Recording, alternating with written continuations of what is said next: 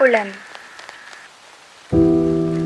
O kay dilim ng kalangitan, natatakpan ng mga ulap at nagbabadyang ulan, na hindi ko na masilayan ang ningning ng mga talat buwan.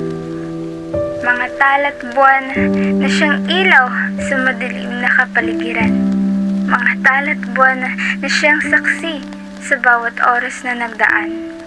Sa mundong ating ginagalawan, di na namamalayan ang oras na nagdaan at nakalipas na nakaraan. Oo, nakalipas na ang nakaraan, ngunit sa tuwing ika'y naaalala, na nanumbalik sa aking isipan na minsan puso ko'y iyong nasugatan. Nanumbalik sa aking isipan na dati ako'y iyong kailangan.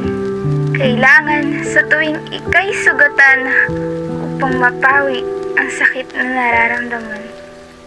Sugatan na siyang dahilan kung bakit puso mo'y nahihirapan.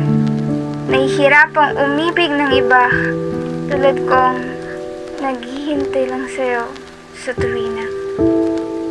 Naaalala ko pa, islap sa iyong mga mata sa tuwing tayo'y nagkakatitigan. Lundag ng puso ko, di mapigilan. Ngiti sa iyong mapupulang labi, kay sarap pagmasdan, walang sawang tititigan, kahit na hindi naman ako ang dahilan. Dahilan kung bakit sa tuwing umuulan, luha sa aking mga matay naguunahan. Hindi ko naman kayang pigilan dahil sa labis na kapighatian. Lubos na kapighatian, bumabalot sa aking katawan. Sa tuwing umuulan, dito ibubuhos ang nararamdaman. Ulan, nagsisilbing silong sa mga matang luhaan. Ulan, na siyang sandigan sa oras ng kalungkutan at kagalakan.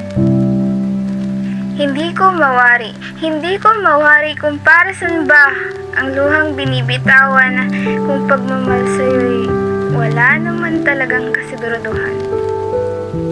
Labis na naguguluhan aking puso't isipan, kasiguraduhan na aking kailangan upang malaman ang nararapat na maramdaman. Kasabay ng pagbuhos ng ulan sa gitna ng daan, alaalang nakalipas ay babaon ko na rin at hindi na muling babalikan. Alaala'y dapat nang limutin at bitawan pagkat tulad ng ulan, titila din ang lahat dahil ang lahat ay mayroong hangganan.